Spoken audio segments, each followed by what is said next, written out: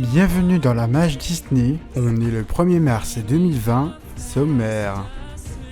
La date de réouverture du Railroad est encore repoussée. On connaît le premier invité de la Magical Pride. Qui dit nouvelle année dit nouvelle pub. Et oui, Disneyland Paris a une nouvelle publicité. Évidemment, on découvrira ensemble la nouvelle parade Magic Happens. Et dans quelques jours, c'est l'ouverture de l'attraction Mickey's Mini Runaway Railway. Et puis évidemment, pour finir cette édition, nous parlerons actualité cinéma Disney. Bienvenue dans la Mage Disney numéro 18. Il y a quelques jours, on en apprenait davantage sur le nouveau land Frozen. En effet, les plans ont été révélés par DLP Report. Dans le land, vous allez pouvoir retrouver des boutiques, un restaurant, une attraction et un point rencontre. Mais aussi d'après les premières images, le land a l'air totalement immersif. Vous allez notamment pouvoir rencontrer les personnages de la Reine des Neiges dans le fameux château. Mais il y aura bien entendu aussi la fameuse montagne de 36 mètres de haut. Et d'après les premiers plans de l'attraction Frozen, l'attraction devrait durer plus longtemps car il devrait y avoir plus de scènes et l'attraction devrait être plus poussée technologiquement que les autres attractions Frozen. Bref, on devrait en savoir davantage dans les prochains mois. Le 6 juin prochain, c'est le grand retour de la Magical Pride à Disneyland Paris. Mais cette année, il y a du changement. Tout simplement déjà parce que l'année dernière, la soirée s'était passée au parc Walt Disney Studios. Cette année, la soirée va se passer au Disneyland Park. Mais on connaît déjà le premier invité de cette soirée. Et pour cette seconde édition, le premier invité de cette soirée est Mika. Alors est-ce que cet invité vous donne envie d'y aller? N'hésitez pas à y répondre en commentaire. On le sait déjà depuis quelques mois, mais cette année c'est le grand retour de l'émission Interville qui sera diffusée sur France 2. Alors vous allez me dire, mais pourquoi tu parles d'Interville? Quel est le rapport avec Disney? Bah tout simplement parce que 4 émissions vont être tournées aux abords de Disneyland Paris. D'après les dernières informations, Disneyland Paris aurait accepté que la production s'installe sur un des parkings du parc. La production devrait rester sur le parking durant 4 jours. Le programme sera enregistré durant les 4 soirées, dans les conditions du direct, et il devrait y avoir des répétitions en journée. Il faut savoir qu'il y a déjà quelques années, l'émission avait déjà été enregistrée aux abords de Disneyland Paris. Personnellement, je trouve ça cool. Rappelez-vous, il y a déjà un an, on a eu le droit à une nouvelle pub totalement incroyable, avec le fameux poussin. To reach the unreachable star, this is my quest to follow that star, no matter how hopeless, no matter how far.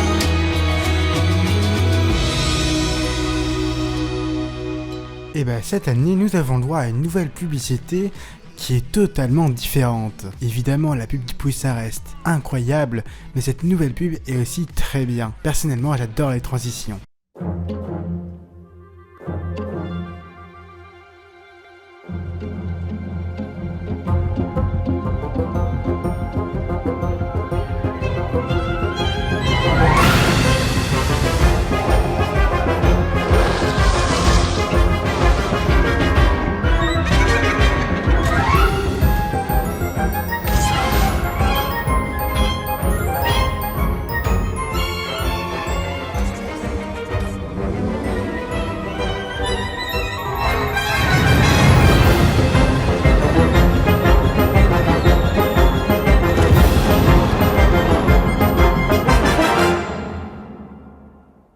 Cette année, c'est déjà la 4e édition de Electroland.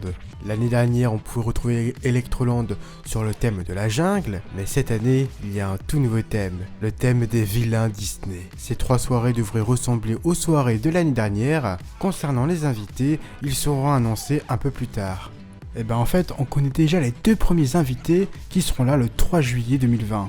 Les 2 invités sont Dimitri Vegas et Like Mike. Et d'ailleurs, on a pu découvrir la première bande-annonce de ces 3 nouvelles soirées.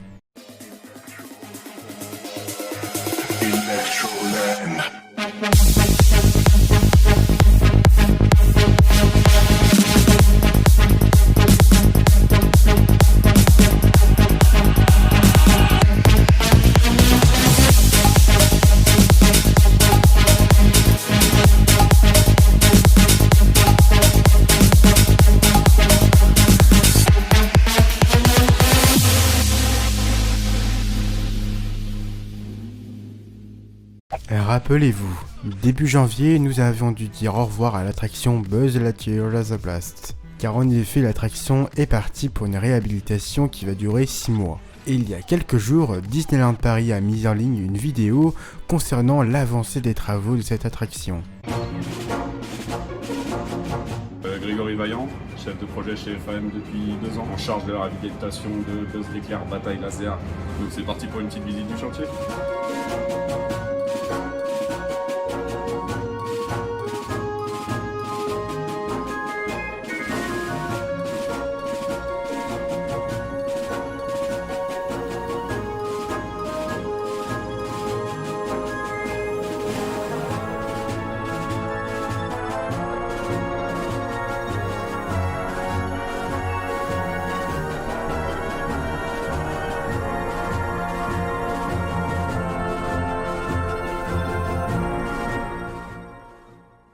Il y a quelques jours, Disneyland Paris a dû se confronter à 3 tempêtes en moins d'une semaine. Il faut savoir que durant les tempêtes, certaines attractions sont fermées, y compris certains lieux. Je pense notamment au château. Tout ce qui concerne les spectacles à l'extérieur sont quant à eux aussi annulés. Et d'ailleurs, c'est ce qui est arrivé durant ces 3 tempêtes. Les spectacles de la saison Frozen Celebration ont dû être annulés, tout comme la parade et Disney Illuminations. Durant la dernière tempête, Disney Illuminations a quand même pu être joué sans feu d'artifice, sans feu et sans l'étoile. Il n'y avait que la projection et les jets d'eau.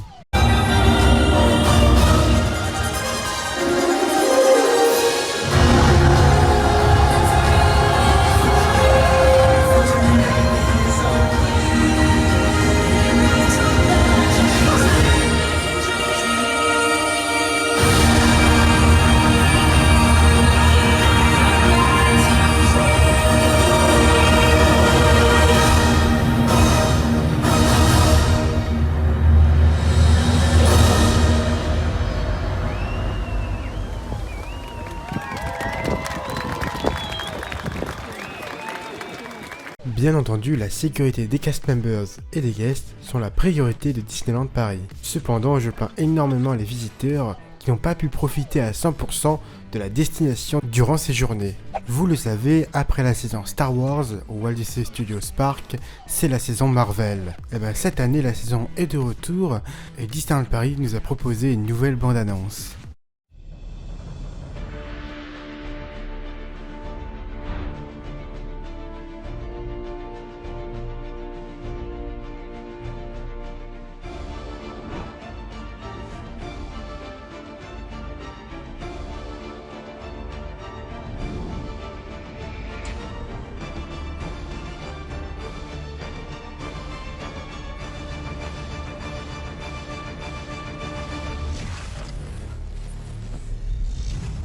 Vous le savez, cela fait maintenant plusieurs mois que le Railroad est maintenant fermé, notamment à cause des travaux concernant la construction du nouveau Frontierland Theater. En effet, pour que les travaux puissent avoir lieu, il fallait passer les engins de chantier. Ils ont donc décidé de tout simplement de casser les rails pour faire passer les engins de chantier. Maintenant que les travaux sont terminés, le Railroad aurait dû réouvrir en avril. Mais apparemment il y a encore du retard, car l'attraction devrait réouvrir en juin. Il faut savoir que c'est la 5e fois que la date de réouverture du Railroad est repoussée. Rappelez-vous, il y a maintenant plus d'1 an, Disneyland Paris avait abandonné ses sacs plastiques basiques pour laisser place à des cabas bien plus résistants. Le petit sac était à 1 €, le moyen et le grand étaient à 2 €. Mais à partir du 13 février 2020, les prix ont augmenté. Tout d'abord, le petit sac est disponible maintenant à partir de 1,50 €, le moyen à partir de 2,50 € et le plus grand à partir de 3 €. Oui, honnêtement, cela fait très cher pour des sacs. Mais d'un point de vue environnemental, cela est bien mieux car on va pouvoir évidemment réutiliser ces sacs à plusieurs, voire même dizaines de reprises, tandis que les anciens sacs étaient à usage unique, pour la plupart du temps. Et vous, qu'en pensez-vous? Surprise!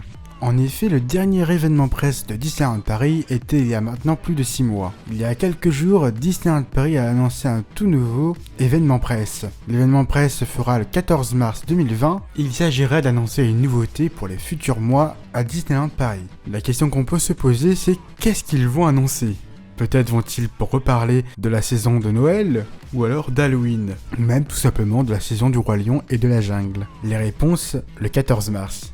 Il y a déjà plusieurs années, l'ancien PDG de Euro Disney, Philippe Gass, avait déjà parlé de l'arrivée d'un troisième parc à Disneyland Paris. Depuis, plus aucune nouvelle, mais il y a quelques jours, révélation. On parle enfin d'un troisième parc. En effet, grâce à un nouvel avenant inclus dans la convention signée en 1987 entre l'État, la région parisienne, le département, la RATP, et Euro Disney. La Seine-et-Marne a adopté le 7 février dernier un avenant qui permet de créer un troisième parc d'ici 2036 au lieu de 2026. L'échéance est à 2036, mais il se pourrait que l'avenant soit encore repoussé jusqu'à ce que Disneyland Paris atteigne un seuil de plus de 22 millions de visiteurs. Il faut bien entendu savoir qu'actuellement Disneyland Paris atteint les 15 millions de visiteurs par an. Et il ne faut pas oublier que d'ici 2025, il y aura 3 nouveaux lands, Marvel Land, Frozen Land et Star Wars Land. Est-ce que cela va permettre à Disneyland Paris d'atteindre les 22 millions de visiteurs?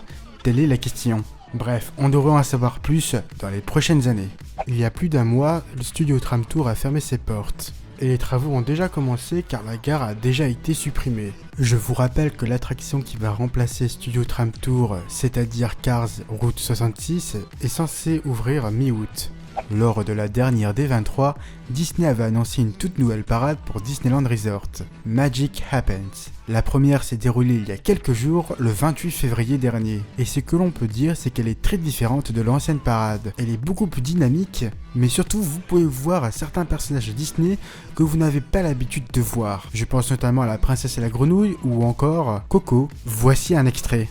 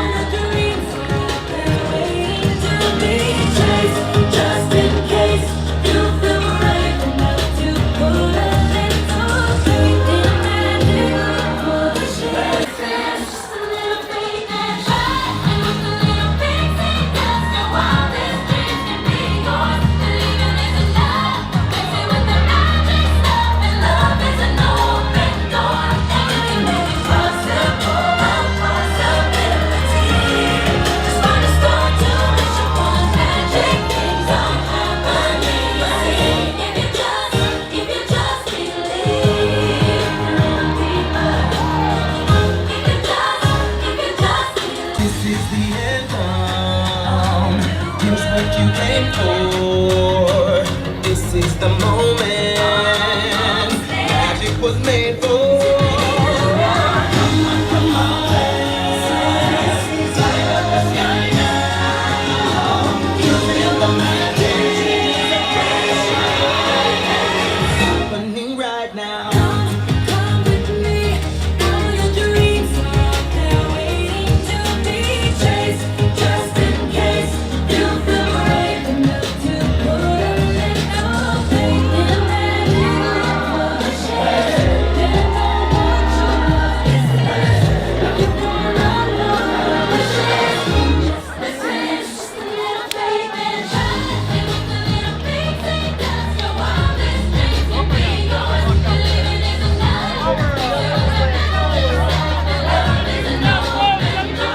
Personnellement, j'aime beaucoup le char de Mickey. Je vais être honnête, j'avais un peu peur que le char de Mickey soit peut-être très moche, mais en fin de compte j'aime bien. Alors j'aime bien, mais je trouve quand même qu'il lui manque quelque chose. Sinon le char de Vaiana, de Coco sont juste magnifiques. Sinon j'aime aussi beaucoup le char de Cendrillon. Il est petit mais efficace, et le dernier char qui fait référence bien entendu au château. Bref, dans l'ensemble j'aime beaucoup cette parade. Et vous, qu'en pensez-vous? N'hésitez pas à réagir en commentaire. Il y a quelques jours, Disneyland Resort a rencontré quelques difficultés, notamment dans le Disneyland Park, où une partie des backstage a commencé à prendre feu. La cause de l'incendie est tout simplement un générateur qui a pris feu. Heureusement, aucun cast members et aucun guest n'a été blessé durant cet incident. Vous le savez certainement, Avengers Campus arrive en 2021 à Disneyland Paris, mais ce land arrive bien plus tôt à Disneyland Resort car l'ouverture est prévue cet été. Disneyland Resort a fait une vidéo promotion pour un tout nouveau Stuntronic. Regardez.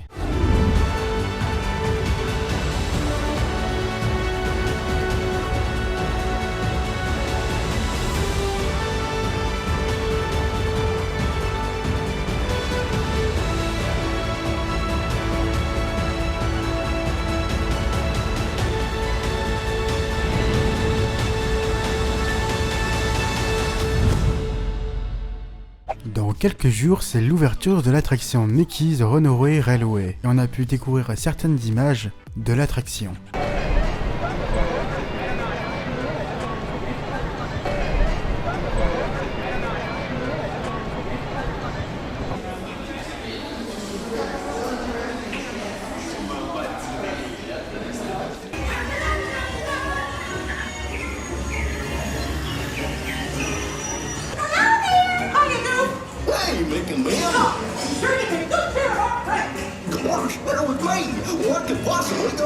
Ce mois-ci à Walt Disney World Resort, il y a eu deux incidents. Tout d'abord, un bus a pris feu alors que le bus était stationné. Heureusement, il n'y a pas eu de victimes. Le second accident se passe à Jungle Cruise, où un bateau a commencé à couler, enfin à faire le Titanic.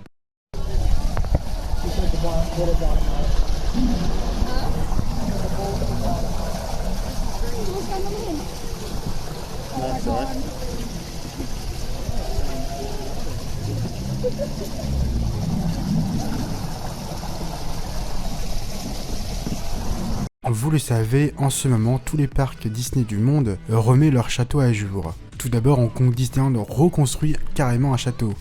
Tokyo Disneyland le rénove et Disneyland Resort l'a rénové l'année dernière. C'est au tour du Magic Kingdom de retrouver sa splendeur, notamment pour son 50e anniversaire. De l'or devrait être rajouté au château et personnellement je trouve ça magnifique.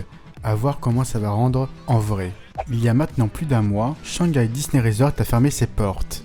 En effet, c'est le 24 janvier 2020 que Shanghai Disney Resort a fermé ses portes en raison de la propagation du coronavirus. D'ailleurs, aujourd'hui, on peut retrouver des photos de Shanghai Disney Resort qui est complètement désert. Le 26 janvier 2020, c'était au tour de Hong Kong Disneyland de fermer ses portes.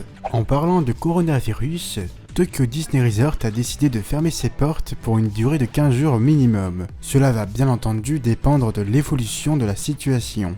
Il ne faut pas non plus oublier que Tokyo Disneyland doit ouvrir l'attraction La Belle et la Bête dans quelques semaines. J'espère que le resort aura réouvert d'ici là. Et maintenant, il est temps de passer à l'actualité cinéma Disney. Et générique.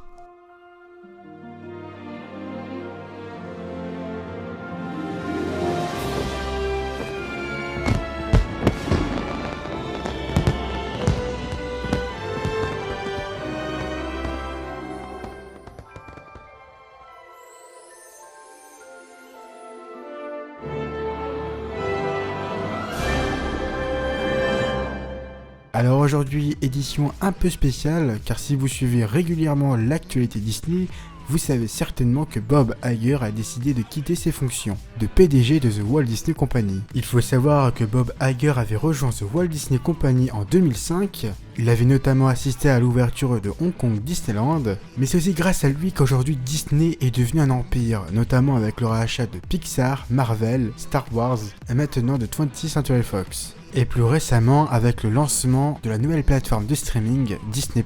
Et puis il faut pas oublier qu'en 2017, c'est Bob Iger qui a décidé de racheter Disneyland Paris et qui a sauvé la destination. Et il avait annoncé un an plus tard, en 2018, un plan d'extension de 2 milliards d'euros avec l'arrivée de Marvel Land, Star Wars Land et Frozen Land. Il faut savoir qu'à l'époque de l'ouverture de Shanghai Disney Resort en 2016, il avait déjà eu l'idée de quitter son poste. Il a déclaré à la presse il y a quelques jours, avec le lancement réussi des dernières activités Disney et l'intégration de la 21st Century Fox qui progresse, je pense que c'est le bon moment de laisser place à un nouveau CEO. Mais ne vous inquiétez pas, Bob Iger reste chez Disney jusqu'en décembre 2021. Il reste évidemment le président exécutif de The Walt Disney Company, mais il est aussi en charge des activités créatives du groupe. Son remplaçant est Bob Chapek, qui était ancien directeur de Disney Parks and Resorts. Bob Chapek explique qu'il a grandi à Hammond dans l'Indiana. Son père était vétéran à la Seconde Guerre mondiale. Il a raconté qu'il allait régulièrement à Walt Disney World Resort en Floride. C'est là que j'ai développé un amour profond pour Disney et tout ce que cela représente. Le jeune garçon que j'étais alors n'aurait jamais pu imaginer qu'il deviendrait un jour le 7e PDG de cette entreprise extraordinaire et quasi centenaire. Il faut savoir que Bob Chapek a intégré l'entreprise il y a maintenant 30 ans. Bob Chapek va plus s'occuper du côté financier de la compagnie, alors que Bob Iger va plus s'occuper de la partie création. Bob Iger a déclaré « Notre groupe est devenu plus complexe ces derniers mois, mais tous les éléments sont en place. La stratégie est déployée et j'aimerais passer le plus de temps possible sur la partie créative du travail qui devient la plus grosse priorité. » Donc oui, ne vous inquiétez pas, Bob Iger reste chez Disney. Et oui, dans moins d'un mois, c'est le grand lancement de Disney+ en France. Et j'ai une bonne nouvelle si vous avez Canal+, car en effet, si vous avez un abonnement Canal+, je vous conseille de vérifier vos emails. Car suivant votre abonnement, vous allez pouvoir bénéficier de 1 an de gratuité de la plateforme Disney+. Et d'ailleurs, il semblerait que l'accord entre Canal+ et Disney+ aurait coûté plus de 250 millions d'euros pour 5 ans d'exclusivité. Mais ce n'est pas tout, car cela comprend bien entendu la rémunération des chaînes Disney comme Disney Channel et le droit de rediffusion des films et séries. Encore une fois, si vous souhaitez vous abonner via votre télé, il faudra obligatoirement passer par Canal+, peu importe votre opérateur internet. Si vous ne souhaitez pas passer par Canal+, vous pourrez bien entendu souscrire à la plateforme Disney+ via votre téléphone ou sur ordinateur. Et les films en live action n'est pas prêt de s'arrêter, car en effet, il semblerait que Disney travaillerait sur un nouveau projet. Il s'agirait de faire un film live action sur le film Réponse. Mais évidemment, ce n'est pas le seul projet, car il semblerait qu'il y ait un film live action sur Lilo et Stitch également. N'oubliez pas, à partir du 4 mars, vous allez pouvoir retrouver dans vos cinémas le tout nouveau Pixar nommé En Avant. Dans la banlieue d'un univers imaginaire, 2 frères elfes se lancent dans une quête extraordinaire pour découvrir s'il reste encore un peu de magie dans le monde. Et voilà, c'est déjà la fin de la Mage Disney numéro 18, où il y a eu d'ailleurs énormément d'informations ce mois-ci. J'espère qu'il vous aura plu. N'hésite pas évidemment à t'abonner et à liker la vidéo, si ce n'est pas déjà fait. Et puis en tout cas, nous on se retrouve très vite pour une prochaine vidéo. Sur ce, à très vite, ciao.